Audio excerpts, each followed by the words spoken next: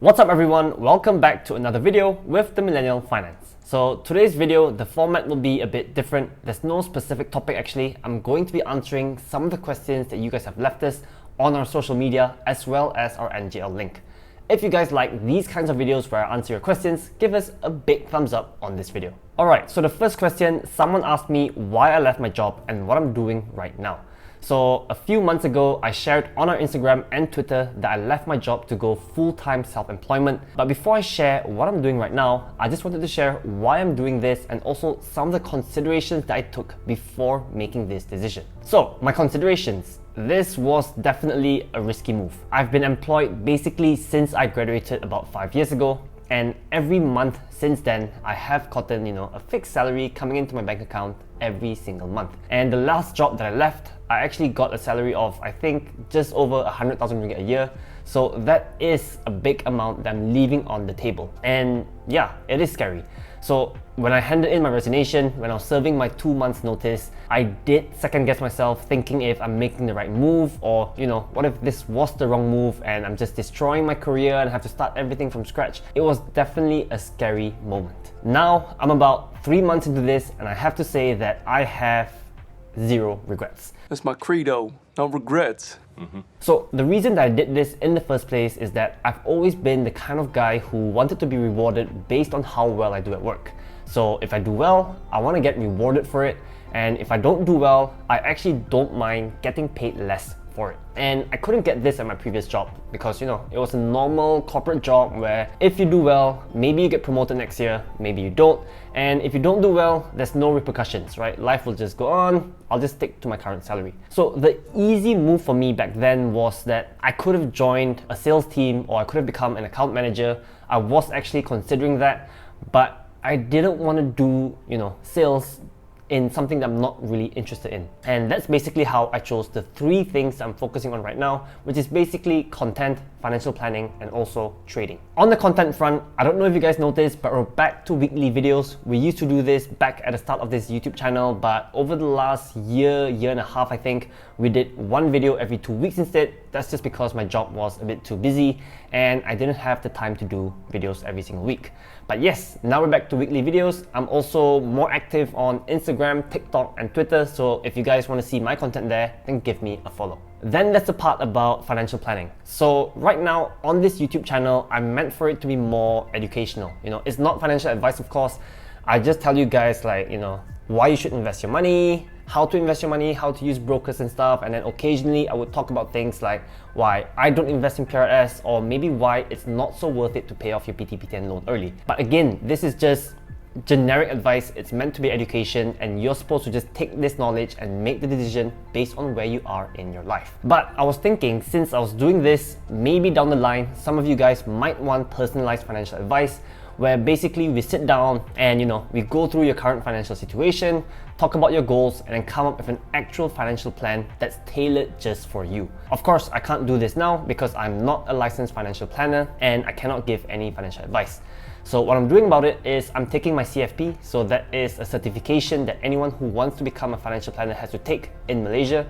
It's gonna take me 1 year because there's 4 modules I've got to go through and I'm only at module 1. In fact, my exam is in the first week of December, so wish me luck. And I thought that, even if I don't end up becoming a licensed financial planner, let's say I don't want to pursue this down the line, at least I have a bit more knowledge and education that I can then share with you guys on this YouTube channel as well. The final thing that I am working on right now is trading. So I would say that I've been taking trading quite seriously over the last 1 year or so. I've been doing it myself, trading completely from home. But recently I attended this Future Trader Apprentice program that's organized by Bursa, and honestly, it opened my eyes in terms of what it's like being a full-time professional trader. So this is something that I'm definitely considering as well as a future path for myself. And the program was actually very insightful. So let me know if you guys want a video on what I learned from 2 weeks with professional traders. Now, in terms of how I prepared for the transition, I have been rambling on about what I'm doing right now already for quite a while. And honestly, there were quite a few things that I did just to make sure I was ready to go from fully employed, getting just over 100,000 ringgit a year, to self-employed where I don't really have a fixed income. So I'll do a specific video on that, just to talk you guys through everything that I did to prepare. But I would say for now, what I will share is that there is a lot to do with finances, you know.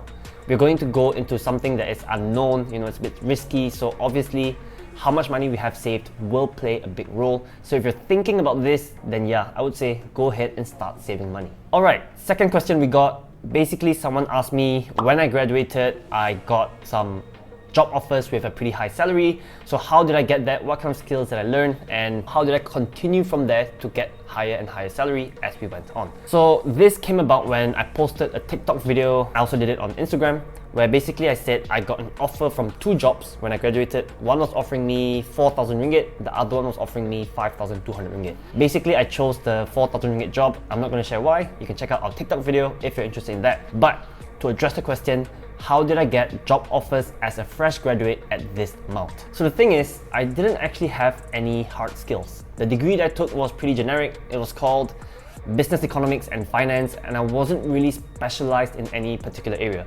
So from my experience at least, what I would say is your hard skills aren't so important. It's more of the soft skills that got me the job offers and got me the salary jumps every single year. Just to go a bit deeper into this, I thought I'll share 4 soft skills I think are extremely important to help you with your career. So the first one is, I would say, the ability to communicate with your colleagues and stakeholders. So this one, you know, everyone says communication is important. Yes, it is.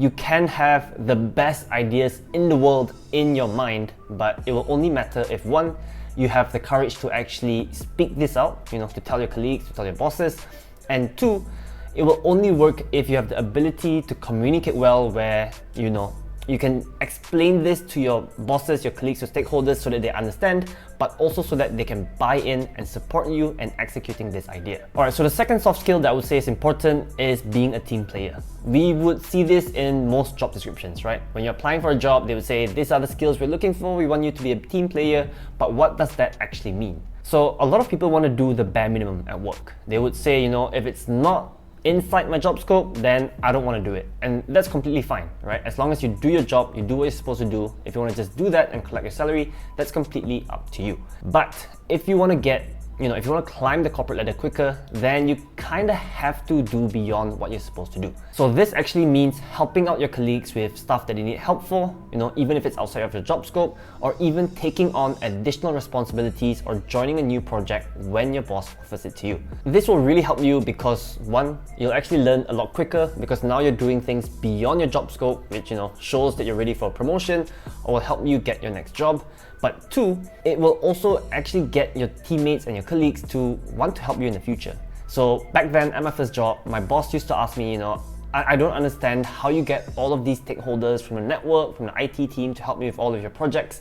And I told him basically it's because, you know, I used to help them with their projects back then, so they're a lot more willing to help me with my projects right now. The third soft skill that I think is important is basically the ability to problem solve / have critical thinking. So again, this one you'll see in most job postings, and the funny thing is we actually learned this during SPM. So if you guys are my age, which I'm 27 years old right now, you remember that back then we used to have these critical thinking questions that we would have to answer in SPM. The funny thing is, in my school at least, we were taught to memorize these answers. Even though it was meant to be critical thinking where we see the question and then we answer it, our teachers actually taught us, you know, to memorize the answers to these questions and to get it correct. But in the real world, obviously, there's no memorization involved. It is an actual skill where, you know, it's actually a thought process of how you would address a problem. So it would be stuff like, you know, understanding the actual problem itself, coming up with the solutions, and then again, being able to communicate the solution well. The final soft skill that I would say is important is adaptability. So this one is being able to take on new roles, new responsibilities, and also being resourceful enough to figure out how to do it. So throughout my career, I started in finance, then I went to product management, and then I ended up being a product marketing manager. So these are all completely different jobs with different requirements, and how I went through it is basically I just Googled my way through. Most things nowadays, we can find it on Google. A lot of the Excel formulas that I learned to build case studies that all of my colleagues were impressed by, I just learned from Google. So you need to be adaptable, ready for change. Whenever new things come up, you need to be the one who's ready to take it on. I really think that, you know, just from personal experience, that if you have these soft skills, you can make it basically in any job out there and you can do well wherever you are. Alright, now on to some simpler questions related to personal finance. So someone DM'd me on Twitter basically saying he's a fresh grad, he's been working for the past 7 months, and he's trying to get a credit card. So he has two questions here. Firstly, he got his credit card rejected because he didn't have a CCRIS score because he's a fresh grad. So how should he go about it? Basically, in my opinion at least, to build your credit score as a fresh grad, if you're starting from zero, the easiest way is to 1. Apply for a credit card, or 2. If you're Bumi Putra, apply for ASB financing. I don't have the stats for this, I don't know if it's a fact, but just what I think is that ASB financing should be the easiest loan to get approved just because it's fully collateralized, right? The money that the bank gives us for ASB financing goes directly to ASB. If you don't pay off the loan, they will just take that money back straight from ASB.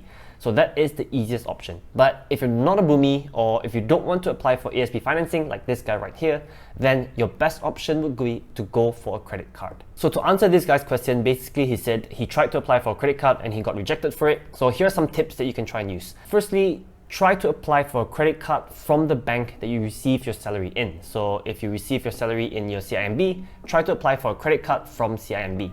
This is because since your salary goes in, they know that you're actually employed, they have more financial information of you, and they're more likely to approve your credit card. Even if that's not the one you want to go for, just do this, build your credit score, and eventually you can go and apply for other credit cards. Another option is, I noticed, at least myself, I don't know if it's true again, but local banks tend to be more willing to accept your credit card application if you don't have a credit score compared to foreign banks. So foreign banks like Citibank, Standard Chartered, they are a bit more strict with their requirements. So yeah, if you're brand new, try applying for local banks. He also had a second question, and it's basically, if you apply for a credit card, will it impact your credit score? And the answer to that is yes, because every time you apply for a credit card, they will do a credit inquiry on you. And for some reason, that will negatively impact your credit score. So you guys can see here that I did a credit report, or I purchased my credit report a few months ago. And one of the things that they said impacted my credit score negatively is that I recently did a credit check inquiry. I don't think this is a major negative though. Like, obviously, all of us at some point in our life has to do this, but try not to apply for too many credit cards at the same time, because like I said, it will still have an impact on your credit score. So someone on Twitter told me that you should do at max 3 credit card applications every 6 months, but ideally you don't want to go more than 2. Okay, next question from someone on Instagram. He's basically asking, is it reasonable to just deposit 250,000 ringgit in both ASB1 and ASB2? First of all, having 500,000 ringgit to invest your money is already a good thing, so good job for that. In my opinion at least, ASB is a great investment because 1, the risk is very low, the unit price is fixed at 1 ringgit, so you can't really lose money there. And then on top of that, they give us quite decent returns, I would say. Lately, it hasn't been so great, but still 4 to 5% on a risk-free investment is quite a good deal. So if you want to do just this, if you want to put 500,000 ringgit in just ASB and ASB2, I would say it is extremely reasonable. But here's what I would do instead. So this year I'm 27 years old, so I still have around 25, 30 years until I retire, which means that when I'm young, I want to focus on capital appreciation rather than capital preservation. So since I'm young, I don't have that much money yet, I want to grow my money as much as possible rather than try and protect this money. So that means I would try and go for more risky investments, riskier than ASB for sure, but I want to have returns higher than that 4 to 5% that ASB is providing. So an example of an investment like this is the S&P 500. If you invest in that ETF, on average over the last 10 years, you would get returns of more than 10% per year. So if it was me, if I had 500,000 ringgit to invest, which unfortunately I don't, but this is what I would do. I would probably put 200,000 ringgit in Amanah Saham, around 250,000 ringgit in stocks and ETFs, and maybe 50,000 ringgit in crypto. So then I get a good balance of low risk, low reward, medium risk, medium reward, and high risk, high reward. And of course, high risk, smallest allocation, just because I want to be a bit more conservative since it's 500,000 ringgit. This is just my personal opinion, it's not financial advice. Like I said, I can't give financial advice. So take this and then just decide based on your investment goals, how old you are, what you want to achieve, and how much risk you're willing to take. Okay, final question for today's video. Someone asked us via our NGL link. They're asking, is it okay to buy a house that's around 300 to 400,000 ringgit in price with a salary of 4,000 ringgit a month?